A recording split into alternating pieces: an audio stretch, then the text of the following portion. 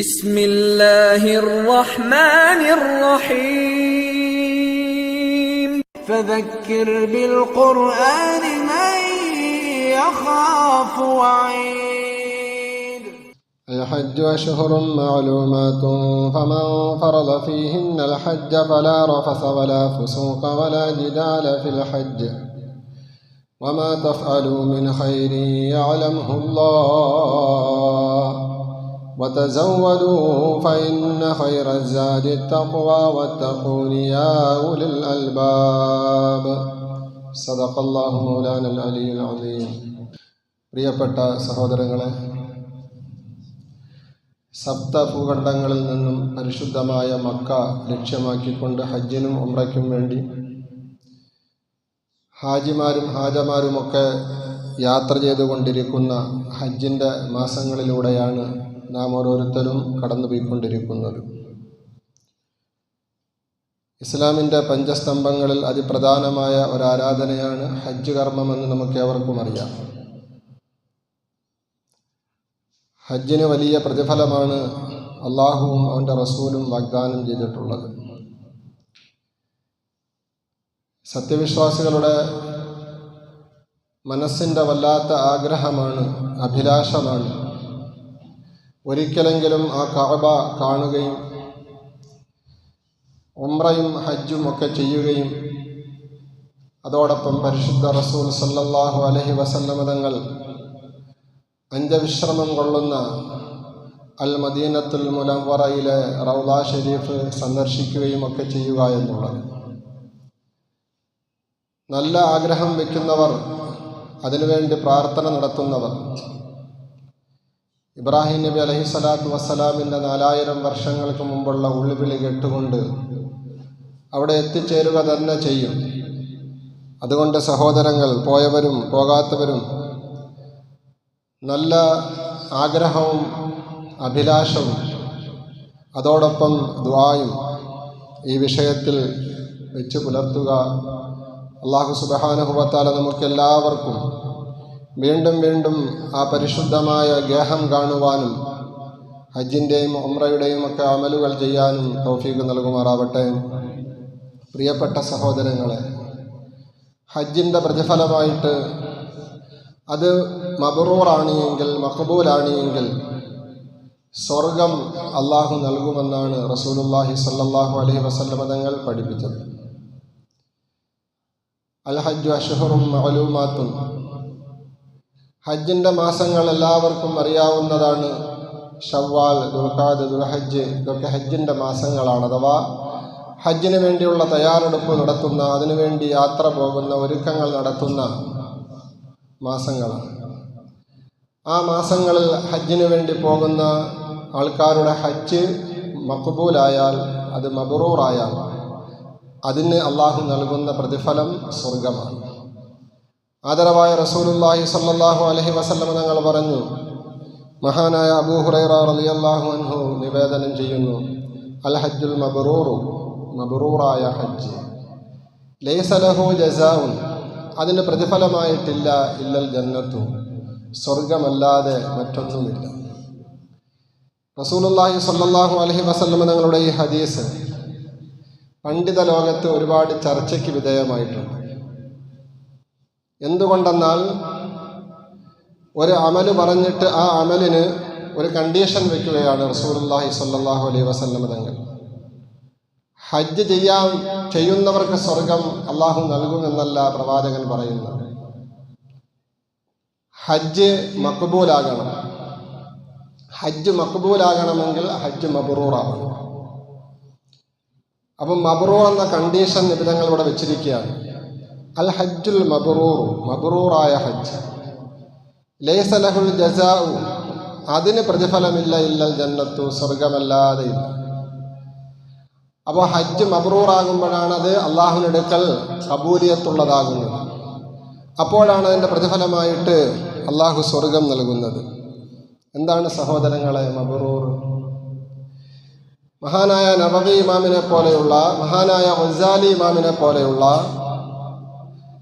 ആധ്യാത്മിക ഗുരുക്കന്മാർ, നമ്മുടെ ഷാഫിഈ മദ്ഹബിലെ പണ്ഡിതന്മാർ ഈ ഹദീസ് വിശദീകരിച്ചുകൊണ്ട് പറയുന്നത് ഇങ്ങനെയാണ്: ഇന്നമാ യകൂനു മബ്റൂറൻ ബിജിത്തിമാഇൽ അംറൈനി ഫീഹി. ഒരാളുടെ ഹജ്ജിൽ രണ്ട് കാര്യങ്ങൾ സമ്മേളിക്കുകയാണ് എങ്കിൽ ആ ഹജ്ജ് മബ്റൂറാകും. ഹജ്ജ് മബ്റൂറായാൽ പിന്നെ അത് ഓട്ടോമാറ്റിക്കായിട്ട് മഖ്ബൂലാകും. മഖ്ബൂലായാൽ പിന്നെ സ്വർഗത്തിൽ പോകാം, അല്ലേ? അപ്പോൾ ശ്രദ്ധിക്കുക, വരും വർഷങ്ങളിലെങ്കിലും നമുക്ക് ഹജ്ജ് ചെയ്യാനുള്ള ഭാഗ്യം കിട്ടുമെങ്കിൽ ആ ഹജ്ജ് നമ്മൾ മബ്റൂറാക്കാൻ ശ്രമിക്കുക. അപ്പം മഹാനായ നബവി ഇമാമ് പറയുന്നത് ഇങ്ങനെയാണ്: ഇന്നമാ യകൂനുൽ ഹജ്ജ് മബ്റൂറൻ ബിജിത്തിമാഇൽ അംറൈനി ഫീഹി. രണ്ട് കാര്യങ്ങൾ ഒരു ഹജ്ജിൽ സമ്മേളിക്കുകയാണ് എങ്കിൽ ആ ഹജ്ജ് മബ്റൂറാകും. അഹദുഹുമാ, രണ്ടിൽ ഒന്ന്, അൽ ഇത്യാനു ഫീഹി ബി അഅമാലിൽ ബിർരി. പുണ്യം ലഭിക്കുന്ന എന്തൊക്കെ അമലുകളുണ്ടോ ആ അമലുകളൊക്കെ ഈ ഹജ്ജിൽ കൊണ്ടുവരാൻ ശ്രമിക്കുക. കൈത്ആമി ത്വആമി വതീബിൽ കലാമി വഹുസ്നുൽ ഖുലുഖി തുടങ്ങി കുറേ കാര്യങ്ങൾ പറയുന്നുണ്ട്. ജനങ്ങൾക്ക് ഭക്ഷണം നൽകുക, വിശക്കുന്നവർക്ക് ഭക്ഷണം നൽകുക, ജനങ്ങളോട് നല്ല രീതിയിൽ സൗമ്യമായി സംസാരിക്കുക, വഹുസ്നുൽ ഖുലുഖി സൽസ്വഭാവത്തിൻ്റെ ഉടമയാകുക ഇത്യാദിയുള്ള ജനക്ഷേമകരമായ പരോപകാരമായ പ്രവർത്തനങ്ങൾ ഹജ്ജിൻ്റെ യാത്രയിലും ഹജ്ജിൻ്റെ അമലുകളുടെ ഇടയിലും ഒരു ഹാജിയിൽ നിന്ന് ഉണ്ടാകുമോ അത് ബിർറ് ഉൾപ്പെടുന്ന ഹജ്ജായി. നമുക്ക് കാണാം, സർക്കാർ ലെവലിൽ നമ്മൾ ഹജ്ജിനൊക്കെ പോകുമ്പോൾ കോഴിക്കോട് മുതൽ ഹജ്ജ് ക്യാമ്പിൽ ഒരുപാട് ആലിമീങ്ങൾ, ഒരുപാട് സ്വാലിഹീങ്ങൾ, ആബിദീങ്ങൾ വന്നിട്ട് അവിടെ എത്തിച്ചേരുന്ന ഹാജിമാർക്ക് വേണ്ടുന്ന ഖിദ്മത്തുകൾ ചെയ്യാനങ്ങ് ഭയങ്കര വെപ്രാളം കാണിക്കുക, താല്പര്യം കാണിക്കുക. പ്രത്യേകിച്ച് ഒന്നും ചെയ്യാനൊന്നുമില്ല, എന്നാൽ തന്നെയും അവർക്ക് എണ്ണ തേച്ച് കൊടുക്കാനും അവർക്ക് കുളിക്കാനുള്ള സൗകര്യം, അതുപോലെ തന്നെ സോപ്പ് കൊടുക്കാനും, ചിലപ്പോൾ പ്രായം ചെന്നവരൊക്കെ നല്ലോണം കുളിപ്പിച്ചൊക്കെ കൊടുക്കും ഹജ്ജിൻ്റെ ഇഹ്റാം വസ്ത്രം ധരിക്കുന്നതിന് മുമ്പായിട്ട്. നമ്മളൊക്കെ 2010 പോയപ്പോൾ ഞങ്ങളൊക്കെ ചെറുപ്പക്കാർ, ഞാനന്ന് നല്ല ഒരു കരുകരുത്ത ചെറുപ്പക്കാരനാണ്, എന്നിട്ട് പോലും പ്രായം ചെന്ന സാലിഹീങ്ങളായ ആലിമീങ്ങളായ ആബിദീങ്ങളായ ദീനിൻ്റെ പ്രവർത്തകർ നമുക്ക് വന്ന് ഖിദ്മത്ത് ചെയ്യുക.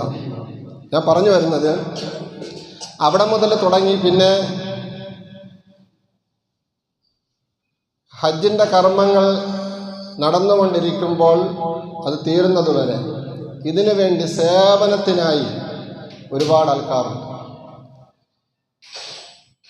അവരുടെ സേവനം നാം ഉൾക്കൊള്ളണമെന്നല്ല ഈ മബ്റൂറായ ഹജ്ജിൻ്റെ കാര്യമായിട്ട് പണ്ഡിതന്മാർ പഠിപ്പിക്കുന്നത്.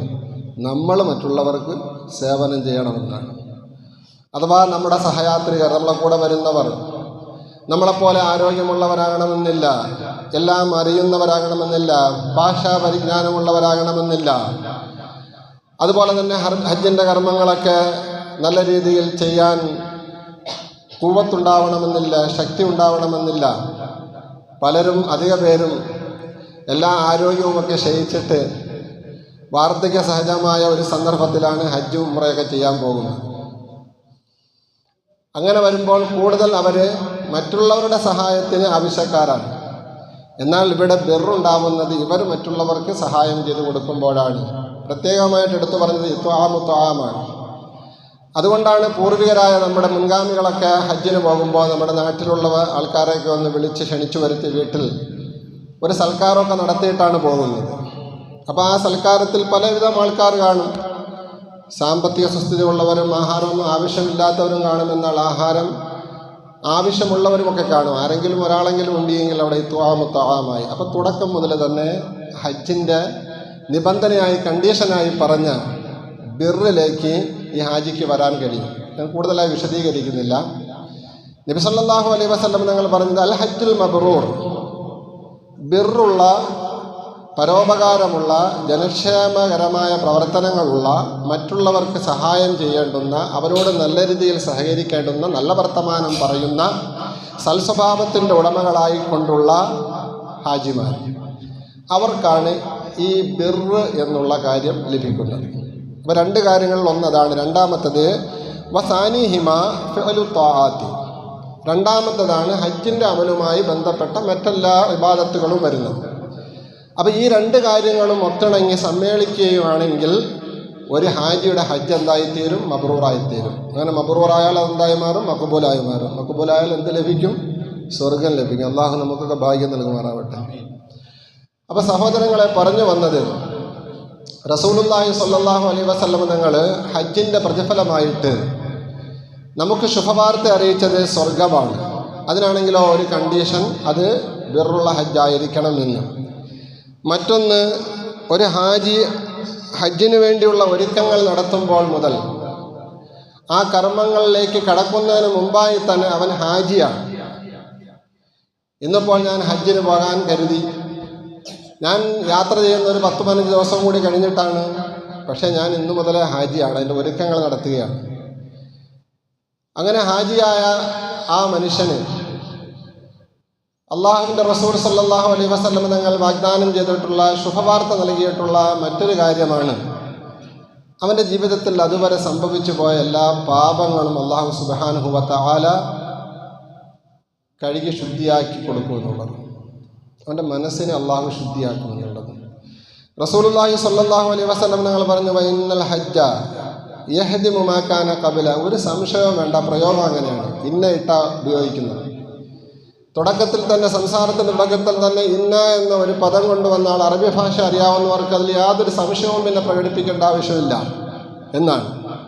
നബി തങ്ങൾ പറഞ്ഞു, ഇന്നൽ ഹജ്ജ, തീർച്ചയായും ഹജ്ജ്, യഹ്ദിമു മാ കാന ഖബലഹു, ആ ഹജ്ജിന് മുമ്പുള്ള എല്ലാ പാപങ്ങളെയും അത് ഇല്ലാതാക്കി തീർക്കുന്ന അമലാണ് എന്ന് നബി സല്ലല്ലാഹു അലൈഹി വസല്ലം തങ്ങൾ പറഞ്ഞ മറ്റൊരു ഹദീസും കൂടി ഇതിനോട് നമ്മൾ ചേർത്ത് വായിക്കേണ്ടതുണ്ട്. മഹാനായ അബൂ ഹുറൈറ റളിയല്ലാഹു അൻഹു തന്നെ പറയുകയാണ്, മൻ ഹജ്ജ, ഒരാൾ ഹജ്ജ് ചെയ്യുന്നു, വലം യർഫുസ് വലം യഫ്സുഖ്, അവനിൽ നിന്ന് ഫിസ്ക് ഉണ്ടായിട്ടില്ല, കുറ്റകരമായ വർത്തമാനങ്ങളോ പ്രവർത്തനങ്ങളോ ഉണ്ടായിട്ടില്ല, വലം യർഫുസ്, ലൈംഗിക ചുവയുള്ള വർത്തമാനങ്ങളോ പെരുമാറ്റങ്ങളോ ഒന്നും ഉണ്ടായിട്ടില്ല, അങ്ങനെ അവൻ തികച്ചും അള്ളാഹുവിൻ്റെ സ്വീകരിക്കപ്പെടുന്ന നിലയിലുള്ള ഹജ്ജിൻ്റെ കർമ്മങ്ങളൊക്കെ ചെയ്യുന്നു, യാത്ര ചെയ്ത് മടങ്ങി വരുന്നത് വരെ അവനിൽ നിന്ന് ഒരു ഫിസ്കും ഉണ്ടാവുന്നില്ല, ഒരു റഫസും ഉണ്ടാവുന്നില്ല.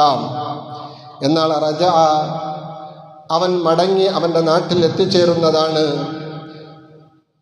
മിൻ ദുനൂബിഹി കയൗമ വലദതുഹു ഉമ്മുഹു, അവൻ ജനിച്ച അന്ന് എന്തുമാത്രം പാപരഹിതനും പരിശുദ്ധനുമായിരിക്കുമോ ഒരു കുഞ്ഞ്, അതേ മനസ്സോടുകൂടിയായിരിക്കും, അതേ ശുദ്ധിയോടുകൂടിയായിരിക്കും ഹാജ് മടങ്ങി വരുന്നത്. പക്ഷെ ഹജ്ജ് സ്വീകരിക്കപ്പെടുന്നതാകണം, സ്വീകരിക്കണമെങ്കിൽ അത് മബ്റൂറാകണം.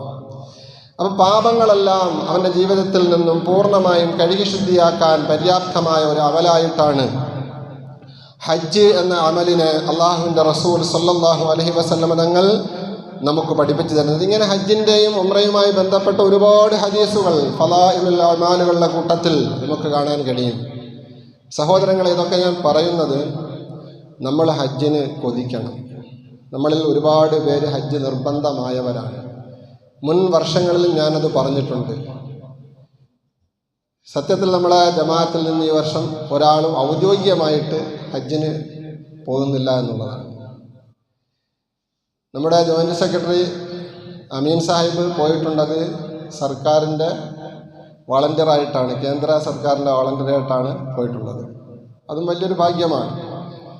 അല്ലാതെ ഹജ്ജിൻ്റെ അമൽ എൻ്റെ സമ്പത്ത് ഉപയോഗിച്ച്, എനിക്ക് അള്ളാഹു നൽകിയ ആരോഗ്യം ഉപയോഗിച്ച്, എനിക്ക് നിർബന്ധമാക്കി തീർത്ത ആ കർമ്മം ഞാൻ ചെയ്യണം എന്നുള്ള ആഗ്രഹത്തോടുകൂടി, അഭിനിവേശത്തോടുകൂടി, കൊതിച്ച് മോഹിച്ച് ആഗ്രഹിച്ച് ഹജ്ജിന് പോകാൻ ഇന്ന് ഈ വർഷം നമ്മുടെ മഹലിൽ ആരുമില്ല എന്നുള്ളതാണ്.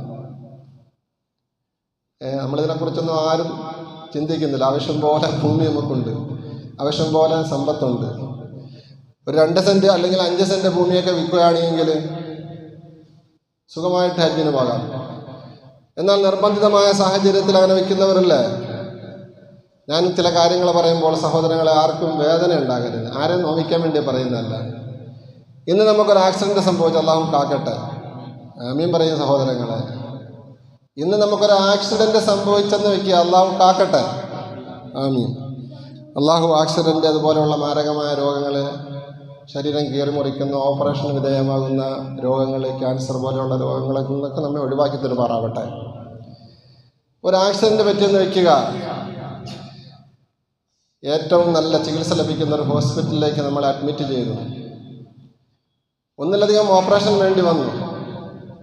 നിമിഷ നേരം കൊണ്ട് 10-20 ലക്ഷം രൂപ നമ്മളറിയാതെ നമ്മളുടെ പോക്കറ്റിൽ നിന്ന്, അല്ലെങ്കിൽ നമ്മുടെ ബാങ്ക് ബാലൻസിൽ നിന്ന്, അല്ലെങ്കിൽ നമ്മുടെ മക്കളുടെ അനന്തരാവകാശികളുടെ സമ്പത്തിൽ നിന്ന് അറിയാതെ അങ്ങ് പോകും.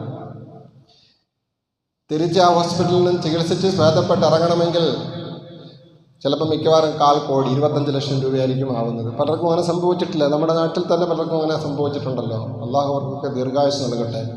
ഞാൻ പറഞ്ഞു വരുന്നത്, അള്ളാഹു സുബ്ഹാനഹു വ തആല നൽകിയ സമ്പത്ത്, ആരോഗ്യം, ഇതൊക്കെ നമുക്കുള്ളപ്പോൾ നമ്മളതിൻ്റെ വിലയും അറിഞ്ഞുകൊണ്ട് അള്ളാഹുവിൻ്റെ അനുഗ്രഹവും അവൻ്റെ ഖുദറത്തും മനസ്സിലാക്കിക്കൊണ്ട് ഇതിനൊന്നും തയ്യാറാവുന്നില്ല എന്നുള്ളതാണ്. അതുകൊണ്ട് സഹോദരങ്ങളെ ശ്രദ്ധിക്കുക. അൽ ഹുജ്ജാജു വൽ ഉമ്മാറു വഹ്ദുല്ലാഹ്, ഹജ്ജിന് പോകുന്നവർ, ഉംറയ്ക്ക് പോകുന്നവർ, അവരൊക്കെ അള്ളാഹുവിൻ്റെ നിവേദക സംഘങ്ങളാണ്. മറ്റൊരു ഹദീസിൽ കാണാം, അൽ ഹുജ്ജാജു ളുയൂഫുർ റഹ്മാൻ, കാരുണ്യവാനായ കരുണാമയനായ പടച്ച തമ്പുരാൻ്റെ അതിഥികളാണ് ഹാജിമാര്, ഉംറയ്ക്ക് പോകുന്നവർ എന്ന്. അപ്പം ഹാജിമാരും ഹാജമാരും ഉംറയ്ക്ക് പോകുന്നവരുമൊക്കെ അള്ളാഹുവിൻ്റെ അതിഥികളാണ്. അതോടൊപ്പം അവൻ്റെ നിവേദക സംഘങ്ങളാണ്. നിവേദക സംഘങ്ങൾ എന്ന് പറഞ്ഞാൽ എൻ്റെ മകന് എല്ലാവർക്കും മനസ്സിലാവുമല്ലോ. നിവേദക സംഘം, നമ്മൾ ഒരധികാരിയുടെ മുമ്പിൽ നമ്മുടെ ആവശ്യങ്ങൾ നിവേദനമായിട്ട് നമ്മൾ സമർപ്പിക്കാൻ പോകുമ്പോൾ അതിന് പറയപ്പെടുന്ന പേരാണ് നിവേദക സംഘം. നമ്മുടെ ആവശ്യങ്ങൾ മുഴുവനും നിവർത്തിത്തരാൻ, നടത്തിത്തരാൻ കഴിവുള്ള പ്രപഞ്ചനാഥനായ പടച്ച തമ്പുരാൻ വിളിച്ചിട്ട് ആ വിളി കേട്ടുകൊണ്ട് ലബ്ബൈക്ക് അല്ലാഹുമ്മ ലബ്ബൈക്ക് ലബ്ബൈക്ക് ലാ ശരീക ലക ലബ്ബൈക്ക്, യാതൊരുവിധമായ പങ്കാളിത്തവും അധികാരത്തിൽ ഇല്ലാത്ത സർവ്വ അധികാരവുമുള്ള അള്ളാഹുവേ, നിന്റെ വിളിക്ക് ഞാനിതാ ഈ ഹജ്ജിലൂടെ ഉത്തരം ചെയ്തിരിക്കുന്നു എന്ന് ഹാജിമാർ തൽബിയത്ത് ചൊല്ലിക്കൊണ്ട്, പ്രിയപ്പെട്ട സഹോദരങ്ങളെ, ഹജ്ജിന് വേണ്ടി പോകുമ്പോൾ ആ ഹാജിമാരൊക്കെ അള്ളാഹുവിൻ്റെ നിവേദക സംഘങ്ങളാണ്. അവൻ്റെ മുമ്പിൽ എന്തൊക്കെയോ ആവശ്യങ്ങൾ പറയുവാനും അത് നേടിയെടുക്കാനും പോവുകയാണ്. പരമമായ ആവശ്യം എന്താണ്? സ്വർഗമാണ്, നരകമോചനമാണ്. അതിലപ്പുറത്തായിട്ട് ഈ ഭൂമിയിൽ അള്ളാഹു പ്രവാചകന്മാരായിട്ട് നിയോഗിച്ച മുഴുവൻ പ്രവാചകന്മാരുടെയും പാദസ്പർശനം കൊണ്ട് അനുഗ്രഹീതമായ പരിശുദ്ധമായ ആ മണ്ണിൽ ഒന്ന് ചവിട്ടാനാണ്, അവിടെ ഒന്ന് സുജൂദ് ചെയ്യാനാണ്. പ്രവാചകന്മാർ കിടന്നുറങ്ങിയ മണ്ണിൽ, മിനയിൽ, മുസ്ദലിഫയിൽ, അറഫയിൽ, അവിടെയൊക്കെ ഒന്ന് കഴിഞ്ഞുകൂടാനാണ്. ലോകത്ത് ആരാലും അംഗീകരിക്കപ്പെടാത്ത കറുത്ത സ്ത്രീയായിരുന്ന ഒരു സ്ത്രീ ഒരു കുഞ്ഞു മോൻ്റെ പൈതാഹം തീർക്കുന്നതിന് വേണ്ടി വെള്ളം ലഭിക്കുമോ എന്ന് അന്വേഷിച്ചുകൊണ്ട് ഞെട്ടോട്ടമോടിയ ആ ഓട്ടത്തിൻ്റെ ആവർത്തനം സഫ മർവയുടെ ഇടയിൽ മസ്അയിൽ നടത്തുന്നതിന് വേണ്ടിയാണ്. ലോകത്ത് ഇതുവരെയും ഏറ്റവും വലിയ അത്ഭുതമായി നിലനിൽക്കുന്ന സംസം കിണർ, ആ കിണറ്റിലെ വെള്ളം അവിടെ നിന്നും നേരിട്ട് കുടിക്കുന്നതിന് വേണ്ടിയാണ്. ഈ അടുത്ത ദിവസം സോഷ്യൽ മീഡിയയിൽ ഒരു ഹൈന്ദവ സഹോദരൻ, ചെറുപ്പക്കാരൻ, 27 വയസ്സെങ്ങാണ്ടാന്ന് തോന്നുന്നു, അദ്ദേഹത്തിൻ്റെ പ്രൊഫൈൽ നോക്കിയപ്പോൾ ഫേസ്ബുക്കിൽ അദ്ദേഹം ഇട്ടിരിക്കുന്നതാണ്. എന്തോ ഒരു ഉഷ്ണം, ഇന്ത്യ രാജ്യം ഉൾപ്പെടെയുള്ള പല രാജ്യങ്ങളിലും ഉഷ്ണം കാരണമായിട്ട്, ചൂട് ശക്തമായത് കാരണമായിട്ട് വെള്ളം വറ്റി വരണ്ടുന്നു. 40-ലധികം പുഴകളുള്ള കേരളത്തിൽ വെള്ളത്തിന് ആവശ്യമായിരുന്നു. ഞാനൊരു 10-15 ദിവസം മുമ്പുള്ള കാര്യവും പറയുന്നത്. 40 പുഴകളും വറ്റി വരണ്ടു. എന്നിട്ട് അദ്ദേഹം പ്രത്യേകം പറയുകയാണ്, ഗംഗാനദി എന്ന് പറയുന്ന ഏറ്റവും ഹൈന്ദവർക്ക് പുണ്യം ഉള്ള ആ നദി വറ്റി വരണ്ടുകൊണ്ടിരിക്കുന്നു. എന്നാൽ ലോകത്തെ ഏറ്റവും വലിയ അത്ഭുതമായിട്ട് നിലകൊള്ളുന്ന സംസം കിണർ ചെറിയൊരു കിണറാണ്. അദ്ദേഹം പറഞ്ഞതിൻ്റെ ഭാഷയാണ്, ചെറിയ ഒരു കിണറാണ്. ആ ചെറിയൊരു കിണറിൽ നിന്നും ഓരോ ദിവസവും കോടിക്കണക്കിന് ടൺ വെള്ളം വിവിധ ഭാഗങ്ങളിലായിട്ട് മക്കയിൽ നിന്ന് എത്തിക്കുന്നു, മദീനയിൽ എത്തിക്കുന്നു, മക്കയുടെ വിവിധ ഭാഗങ്ങളിൽ എത്തിക്കുന്നു. ഹജ്ജിനും ഉംറയ്ക്കും വരുന്ന മുഴുവൻ ഹാജിമാരും കൊണ്ടുപോകുന്നു. നൂറ്റാണ്ടുകൾ കൊണ്ട് തുടർന്നു കൊണ്ടിരിക്കുന്നു. എന്തേ ആ വെള്ളം വറ്റാത്തത്? അദ്ദേഹത്തിൻ്റെ അത്ഭുതമാണ്. നമുക്കിങ്ങനെ തോന്നിയിട്ടുണ്ട് ഇതുവരെയെങ്കിലും. അദ്ദേഹം ഫേസ്ബുക്കിൽ കുറിച്ചതാണ്. സഹോദരയെ പറഞ്ഞു വരുന്നത്, ഈമാൻ ഉണ്ട് എന്ന് അവകാശപ്പെടുന്ന നമ്മൾ, തഖ്വ ഉണ്ട് എന്ന് അവകാശപ്പെടുന്ന നമ്മൾ പലപ്പോഴും ഈമാനില്ലാത്ത, ലാ ഇലാഹ ഇല്ലല്ലാഹ് എന്നതിൻ്റെ അർത്ഥം എന്തെന്ന് അറിഞ്ഞുകൂടാത്ത ഹൈന്ദവ സഹോദരന്മാരുടെ അത്ര പോലും ഈമാനില്ലാത്തവരായി മാറിക്കൊണ്ടിരിക്കുന്നു എന്നാണ് ഈ പറഞ്ഞു വരുന്നത്. അപ്പോൾ ചുരുക്കത്തിൽ സംസം കാണാൻ, അവിടെ നിന്ന് വെള്ളം കുടിക്കാൻ, ഇങ്ങനെയുള്ള ഒരുപാട് അല്ലാഹു സുബ്ഹാനഹു വ തആല അനുഗ്രഹമായി ഒരുക്കി വച്ചിരിക്കുന്ന ആ പുണ്യഭൂമി ഒന്ന് കാണാൻ, ഒരു റക്അത്ത് നിസ്കാരത്തിന് 1,00,000 റക്അത്ത് നിസ്കാരത്തിൻ്റെ പ്രതിഫലമുള്ള ആ പരിശുദ്ധമായ മസ്ജിദുൽ ഹറാമിൽ ഒന്ന് സുജൂദ് ചെയ്യാൻ, നിസ്കരിക്കാൻ, ഒരു ജുമയ്ക്ക് അവിടെ കൂടാൻ സഹോദരങ്ങളെ കൊതിക്കണ്ടേ, ആഗ്രഹം വെക്കണ്ടേ? അതുകൊണ്ട് ഹജ്ജ് എൻ്റെ ബാധ്യതയാണ്. അല്ലാഹു റബ്ബുൽ ഇസ്സത്ത് പരിശുദ്ധമായ ഖുർആനിലൂടെ പറഞ്ഞത്,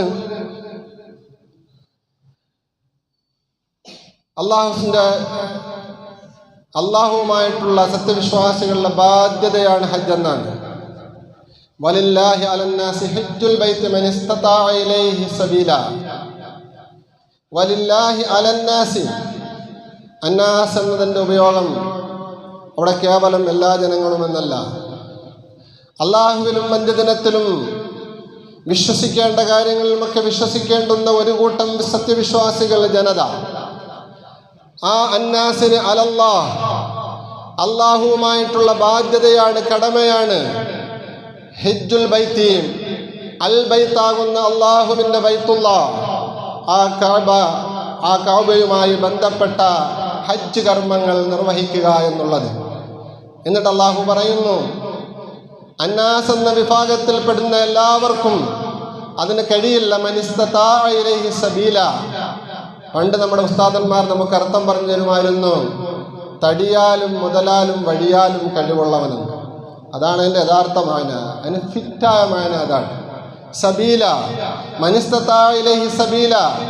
ആരോഗ്യം വേണം, സാമ്പത്തികമായ കഴിവ് വേണം, അതോടൊപ്പം വഴി സൗകര്യം, അമ്നുത്വര്യപ്പം, വഴി സൗകര്യം വേണം. ഇതെല്ലാം ഒത്തിണങ്ങിയ വിശ്വാസിയെ സംബന്ധിച്ചിടത്തോളം അള്ളാഹുവുമായിട്ടുള്ള ബാധ്യതയാണ് ഹജ്ജ് നിർവഹിക്കുക എന്നുള്ളത്. ഇസ്ലാം 5 സ്തംഭങ്ങളുടെ മേലാണ് ഉയർത്തി നിർത്തപ്പെട്ടിരിക്കുന്നത്. ഒരു മുസ്ലിം ആ 5 കാര്യങ്ങളും നിർവഹിക്കുന്നവനാണ്. ചില കാര്യങ്ങൾക്ക് ചില നിബന്ധനകൾ അള്ളാഹു ഏർപ്പെടുത്തിയിരിക്കുന്നു എന്ന് മാത്രം. ഇവിടെ ഹജ്ജ് നിർബന്ധമായ ഒരു മനുഷ്യൻ, അവൻ ഹജ്ജ് നിർവഹിക്കാതെയാണ് മരിച്ചു പോകുന്നത് എങ്കിൽ അവൻ പേടിക്കണമെന്നാണ് ആദരവായ റസൂലുള്ളാഹി സ്വല്ലല്ലാഹു അലൈഹി വസല്ലം തങ്ങൾ നമുക്ക് മുന്നറിയിപ്പ് നൽകുന്നത്. മൻ മലക സാദം വറാഹിലതൻ യബ്ലുഗു ഇലാ ബൈത്തില്ലാഹ്. അള്ളാഹുവിൻ്റെ പരിശുദ്ധമായ ഗേഹത്തിലേക്ക് എത്തിച്ചേരാൻ പര്യാപ്തമായ നിലയിൽ ഒരു മനുഷ്യന് സമ്പത്തുണ്ട്, അവന് വാഹന സൗകര്യമുണ്ട്, അവന് ശരീരത്തിന് സുഖമുണ്ട്. വലം യഹുജ്ജ, എന്നിട്ട് അവൻ ഹജ്ജ് ചെയ്യുന്നില്ല. ഫലാ അലൈഹി, അവൻ്റെ മേൽ തടസ്സമേതുമില്ല. അയ്യമൂത്ത, അവൻ മരണപ്പെട്ടു പോകുന്നതിന് യഹൂദിയൻ ഔ നസ്രാനിയൻ, മുസ്ലിമല്ലാതെ വലാ തമൂതുന്ന ഇല്ലാ വഅൻതും മുസ്ലിമൂൻ, മുസ്ലിംകളായിട്ടല്ലാതെ നിങ്ങൾ മരിച്ചു പോകരുത് എന്ന് അള്ളാഹു താക്കീദിൻ്റെ സ്വരത്തിലാണ് ആ പ്രയോഗം നടത്തിയിട്ടുള്ളത്. വലാ തമൂതുന്ന, തീർച്ച ഒരു മുസ്ലിമായ മനുഷ്യൻ അവൻ മുസ്ലിമായിട്ടല്ലാതെ മരിച്ചു പോകരുത്. വലാ തമൂതുന്ന ഇല്ലാ വഅൻതും മുസ്ലിമൂൻ, നിങ്ങൾ മുസ്ലിംകളല്ലാതെ ആയിട്ടല്ലാതെ മരിച്ചു പോകരുത്. ഞാൻ പലപ്പോഴും ഈ ഗ്രാമറിൻ്റെ കാര്യങ്ങൾ പറയുമ്പോൾ നിങ്ങൾക്കത് ഉൾക്കൊള്ളാൻ കഴിയത്തില്ല. എന്നാൽ എനിക്ക് പറയാതിരിക്കാൻ നിവൃത്തിയില്ല. ഇവിടെ ഈ പ്രയോഗത്തിൽ അല്ലാഹു ലാ തമൂത്തുന്ന അതിൻ്റെ തുടക്കത്തിൽ നഫിയുടെ ലാ അതിനെ കൊണ്ടുവരുന്നു, പിന്നെ തൈക്കീദിൻ്റെ നൂനിനെ കൊണ്ടുവരുന്നു ഫെയിലിൻ്റെ അവസാനത്തിൽ, എന്നിട്ട് ഇല്ലയിട്ട് പറയുന്നു. വലിയ ഹസ്റാണ്. അതോടൊപ്പം വലിയ തൈക്കീദുമാണ്. ശക്തമായ ഭാഷയിലാണ് അല്ലാഹു താക്കീദ് എന്നോണമാണ് പറയുന്നത്. നിങ്ങൾ മുസ്ലിംകളായിട്ടല്ലാതെ മരിച്ചു പോകരുത്.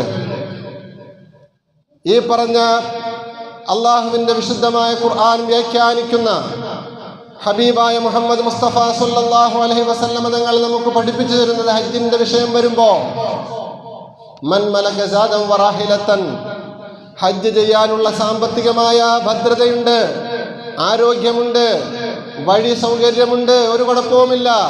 പാസ്പോർട്ടുണ്ട്, അപേക്ഷിച്ചാൽ കിട്ടും. ഒരു പ്രാവശ്യം അപേക്ഷിച്ച് കിട്ടിയില്ലെങ്കിൽ രണ്ടാമത്തെ പ്രാവശ്യം അല്ലെങ്കിൽ മൂന്നാമത്തെ പ്രാവശ്യമെങ്കിലും കിട്ടും.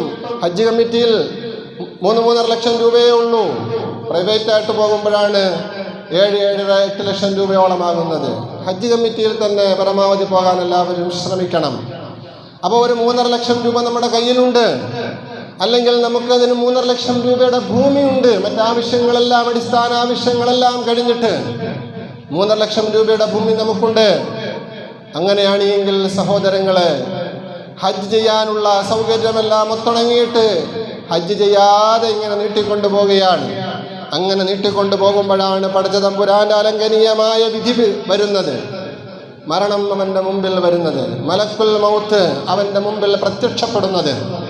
അവന് മരിക്കാനുള്ള സമയമായി. വയസ്സ് 65 ആയിട്ടുള്ളൂ, അല്ലെങ്കിൽ 55 ആയിട്ടുള്ളൂ. 50 വയസ്സായപ്പോഴേ ഇനി നമ്മുടെ ഭാഷയിൽ പറഞ്ഞാൽ എല്ലാ ബാധ്യതയും തീർത്തു വച്ചിരിക്കുകയാണ്. 2 മക്കളുണ്ടായിരുന്നു, 2 പേരെയും കെട്ടിച്ചയച്ചു, വിവാഹം കഴിഞ്ഞു. മറ്റു ബാധ്യതകളൊന്നും വലുതായിട്ടില്ല. അത്യാവശ്യം ഭൂമിയുണ്ട്, 5 സെന്റ് വിറ്റാൽ തനിക്കും തൻ്റെ ഭാര്യയ്ക്കും സുഖമായിട്ട് ഹജ്ജിന് പോയിട്ട് വരാൻ കഴിയും. അങ്ങനെയുള്ളൊരവസ്ഥയാണ്. പക്ഷേ വരട്ടെ, അടുത്ത വർഷമാവട്ടെ. അപ്പോൾ പിന്നെ ആരെങ്കിലുമൊക്കെ തഷ്കീൽ ചെയ്യുമ്പം ഇപ്പം പോകാൻ ഉള്ള ഒരു മാനസികാവസ്ഥയില്ല ഉസ്താദ്. മാനസികമായിട്ടൊരു തയ്യാറെടുപ്പ് നടന്നിട്ടില്ല എന്ന് പറഞ്ഞാൽ ഇപ്പോഴും പലവിധമായ തെറ്റുകളും കുറ്റങ്ങളൊക്കെ ചെയ്തുകൊണ്ടിരിക്കുകയാണ്. ആ തെറ്റുകളിൽ നിന്നും ഒഴിവാകൂലെന്നതിൻ്റെ മറ്റൊരു മാനം, അത് വേറെ കാര്യം. മാനസികമായിട്ട് തയ്യാറായിട്ടില്ല ഉസ്താദ്, അടുത്ത വർഷം ആവട്ടെ. അടുത്ത വർഷം വരുമ്പോഴോ പിന്നെ കുറച്ച് ദിവസം മുഖത്ത് നോക്കൂല. വീണ്ടും ഉസ്താദ് പറയും അതിനൊന്നും പോകുന്നില്ല, സമയമായില്ലേ, കഴിഞ്ഞ വർഷം പറഞ്ഞല്ലേ അടുത്ത വർഷം ആവട്ടെ. അപ്പം പിന്നെ നോക്കാറുന്ന കുഴപ്പമില്ലല്ലോ. സഹോദരങ്ങളെ, ആരെ പറ്റിക്കുകയാണ്? ഈ ആരോഗ്യം തന്നത് അല്ലാഹു, ഈ ആയുഷ് നൽകിയത് അല്ലാഹു, ഭാര്യയെ തന്നത് അല്ലാഹു, മക്കളെ തന്നത് അല്ലാഹു. അവർക്കൊന്നും വലിയ രോഗം വെക്ക് പരീക്ഷിക്കാത്തത് അല്ലാഹു. എഴുന്നേറ്റ് നടക്കാനുള്ള കഴിവ് ഇപ്പോഴും നൽകിയത് അല്ലാഹു. മറ്റെല്ലാ കാര്യത്തിനും നമുക്ക് സമയമുണ്ട്, സമ്പത്തുണ്ട്, സൗകര്യമുണ്ട്. അള്ളാഹുവിൻ്റെ ദീനിൻ്റെ നിർബന്ധമായ 5ാമത്തെ കാര്യമാകുന്ന ഹജ്ജ് നിർവഹിക്കാൻ നമുക്ക് ഇതൊന്നുമില്ല. ഇങ്ങനെ കഴിഞ്ഞുകൂടുമ്പോഴാണ് എന്ത് ചെയ്യുന്നത്? മലക്കുൽ മൗത്ത് പ്രത്യക്ഷപ്പെടുന്നത്. ആ സന്ദർഭത്തിൽ ആ മനുഷ്യന്റെ അവസ്ഥയെക്കുറിച്ച് അള്ളാഹുവിൻ്റെ വിശുദ്ധമായ ഖുർആൻ പറയുന്നുണ്ട്. ഫയഖൂല റബ്ബി ലൗലാ അഖർതനീ ഇലാ അജലിൻ ഖരീബ് ഫഅസ്സദ്ദഖ വഅകുൻ മിനസ് സാലിഹീൻ. ഈ പരിശുദ്ധമായ വാക്കിന് ഏത് തഫ്സീർ നിങ്ങൾ പരിശോധിച്ച് നോക്കിയാലും കാണാം. ഹബീബായ റസൂലുള്ളാഹി സ്വല്ലല്ലാഹു അലൈഹി വസല്ലം തങ്ങൾ ഒരു ഹദീസ് അവിടെ കാണും. മൻ കാന ലഹു മാലുൻ യബ്ലുഹു ഹജ്ജ ബൈത്തി റബ്ബിഹി ഔ തജിബു അലൈഹി സക്കാ. ഒരു മനുഷ്യന് സമ്പത്തുണ്ട്, അവൻ്റെ റബ്ബിൻ്റെ ബൈത്ത് സന്ദർശിക്കാൻ പാകത്തിനുള്ള, ഔ തജിബു അലൈഹി സക്കാത്തു, അതുപോലെ തന്നെ സക്കാത്ത് കൊടുത്തു വിടാനുള്ള സമ്പത്ത് അവനുണ്ട്. എന്നിട്ടോ ഫലം യഫ്അൽ, ഇതൊന്നും അവൻ ചെയ്യുന്നില്ല. സക്കാത്തും കൊടുക്കൂല, സാമ്പത്തിക ചെലവുള്ള ഹജ്ജും ചെയ്യൂല. റസൂലുള്ളാഹി സ്വല്ലല്ലാഹു അലൈഹി വസല്ലം നിങ്ങൾ പറയാണ്, ഇല്ലാ സഅലല്ലാഹ് അർറജഅത ഇൻദൽ മൗത്ത്. മരണവേളയിൽ അവൻ അല്ലാഹുവിനോട് റജഅത്തിനെ ചോദിച്ചിട്ടല്ലാതെ ഇല്ല. തീർച്ച അവൻ അല്ലാഹുവിനോട് റജഅത്തിനെ ചോദിക്കും. എന്താണ് റജഅത്ത്? റബ്ബി ലൗലാ അഖർതനി ഇലാ അജലിൻ ഖരീബ്. അല്ലാഹുവേ, ഒരു അജലും ഖരീബിലേക്ക്, ഒരടുത്ത സമയം വരെ എനിക്ക് നീ ആയുസ് തരികയാണെങ്കിൽ അകും മിനസ് സാലിഹീൻ, ഞാൻ സക്കാത്ത് കൊടുക്കാം. അതവിടെ എടുത്തു പറയുന്നുണ്ട്, സക്കാത്ത് കൊടുക്കാം. പിന്നെ ഉലമാക്കൾ പഠിപ്പിക്കുന്നത് വഅകും മിനസ് സാലിഹീൻ, ഞാൻ സാലിഹീങ്ങളിൽപ്പെട്ടവനാകാം. ബി അൻ അഹുജ്ജ, എന്തുകൊണ്ട്? എൻ്റെ മേൽ നിർബന്ധമായ ഹജ്ജ് കർമ്മം ഞാൻ നിർവഹിക്കൽ കൊണ്ട് എന്ന് ആ മനുഷ്യൻ പറയുമെന്ന് ആദരവായ നബി മുഹമ്മദ് മുസ്തഫ സല്ലല്ലാഹു അലൈഹി വസല്ലം തങ്ങൾ നമുക്ക് പഠിപ്പിച്ചു തരികയാണ്. സഹോദരങ്ങളെ, അതുകൊണ്ട് ഹജ്ജിന് അപേക്ഷിക്കേണ്ട സന്ദർഭത്തിൽ ഞാൻ ചെറിയ രീതിയിൽ ഹജ്ജിൻ്റെ കാര്യവും അതിൻ്റെ അനിവാര്യതയും ഒക്കെ അന്ന് സൂചിപ്പിച്ചിരുന്നു. അന്ന് ആരും ചെവിക്കൊണ്ടില്ല. ഇന്നിപ്പം വീണ്ടും പറഞ്ഞു. കുറച്ച് പേര് കേട്ടു, കുറച്ച് പേര് കേട്ടില്ല. കുറച്ച് പേര് പകുതി കേട്ടു, കുറച്ച് പേര് പകുതി കേട്ടില്ല. എന്തോ ആകട്ടെ, പറയാനുള്ളത് ഞാൻ പറഞ്ഞു. കേൾക്കുക എന്നുള്ളത്, അനുസരിക്കുക എന്നുള്ളത് നിങ്ങളുടെ ബാധ്യത. വരും വർഷങ്ങളിലെങ്കിലും ഹജ്ജിനും ഉംറയ്ക്കും പോകാൻ നാം ഓരോരുത്തരും നിയത്ത് ചെയ്യുക. ഈ ഉംറയ്ക്ക് പ്രത്യേകം പോവുക. ഹജ്ജ് നിർബന്ധമായ ആള് മുമ്പേ ഒരു ഉംറയ്ക്ക് പോവുക, അതല്ല ദീൻ. അത് ദീനല്ല. ഒരു മനുഷ്യന്റെ ആയുസ്സിൽ ഒരു പ്രാവശ്യമാണ് നിർബന്ധമാകുന്നത് ഹജ്ജും ഉംറയുമാണ്. അപ്പൊ ഹജ്ജും ഉംറയുമാണ്. ഹജ്ജിനും ഉംറയ്ക്കും വേണ്ടി 2 പ്രാവശ്യം ഉംറയ്ക്ക് പോകുന്ന പൈസ മതിയല്ലോ. ഒന്ന് ശേഖരിച്ചു വെച്ചാൽ ഹജ്ജിനും ഉംറയ്ക്കും കൂടെ പോവാൻ. അങ്ങനെയല്ലേ വേണ്ടത്? ഇന്ന് സമൂഹത്തിൽ ഒരു വല്ലാത്ത തെറ്റായ ധാരണയാണ്. ഉംറയ്ക്കൊന്ന് പോയി കഴിഞ്ഞാൽ പിന്നെ ഹജ്ജൊക്കെ കുറേ കഴിഞ്ഞിട്ടൊക്കെ ചെയ്താൽ മതിയെന്ന്. അങ്ങനെയൊന്നുമല്ല. ഹജ്ജും ഉംറയും ചെയ്യലാണ്, ആയുസ്സിൽ ഒരിക്കൽ ചെയ്യലാണ് നിർബന്ധം. അതിൻ്റെ നിയമവശങ്ങളെക്കുറിച്ചും ഫിഖ്ഹിയായ കാര്യങ്ങളെക്കുറിച്ചുമൊക്കെ ഞാൻ കൂടുതൽ വിശദീകരിക്കുന്നതിൽ അവസാനിപ്പിക്കുകയാണ്. അതുകൊണ്ട് ഉംറ ചെയ്ത് സായുജ്യമടഞ്ഞിരിക്കുന്ന ആൾക്കാർ അങ്ങനെ സായുജ്യമൊന്നും അടയണ്ട. ഹജ്ജ് നിർബന്ധമാണ് നിങ്ങൾക്ക്. എത്രയും പെട്ടെന്ന് ഹജ്ജ് നിർവഹിക്കാൻ തയ്യാറാകുക. വരും വർഷങ്ങളിലെങ്കിലും അതിൻ്റെ പരിശ്രമങ്ങൾ നമ്മൾ നടത്തുക. ബാക്കിയൊക്കെ തൗഫീഖൊക്കെ അള്ളാഹുവാണ് നൽകുന്നത്. അപേക്ഷയുടെ സമയമാകുമ്പോൾ നമുക്കൊന്ന് അപേക്ഷ കൊടുത്തിട്ടേക്കാം. അപ്പോൾ അതിനുവേണ്ടിയുള്ള തയ്യാറെടുപ്പുകൾ നടത്തണമെന്ന് എന്നോടും നിങ്ങളോടും അഭ്യർത്ഥിച്ചുകൊണ്ട് ഞാൻ അവസാനിപ്പിക്കുകയാണ്.